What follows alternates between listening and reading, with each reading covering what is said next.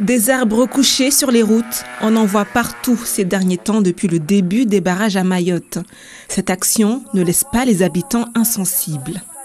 Je pense que les Mahorais sont tellement excédés que la seule solution qu'ils ont pu trouver de fermer les routes, c'est de couper les arbres. Mais en somme, en soi, je pense que ce n'est pas du tout quelque chose de bien de couper les arbres parce que ça fait partie quand même de l'écosystème. Je pense que ça va contre de la nature, le fait de couper les arbres.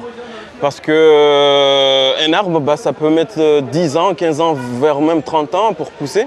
Et on ne peut pas le couper juste en une soirée, juste pour ce qu'on revendique, malgré que je rejoins les barrages, la grève à 100%.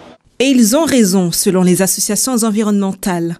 Les arbres jouent un rôle important dans la préservation de l'écosystème. J'ai vu des grands arbres qui étaient coupés, alors que ces grands arbres, ils abritaient par exemple des chauves-souris, qui sont quand même des oiseaux exceptionnels par rapport à Mayotte.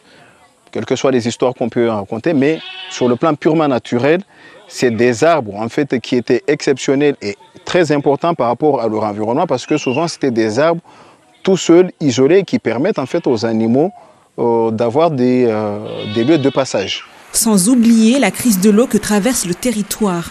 Les racines des arbres aident l'eau à s'infiltrer dans le sol. Et puis on voit comment on souffre ces dernières années pour manque d'eau. Notamment parce que voilà, il n'y a pas suffisamment d'infiltration, il n'y a pas suffisamment d'eau et la moindre goutte d'eau file directement en mer. Pour rappel, à cause de la déforestation, il est interdit de couper des arbres à Mayotte sans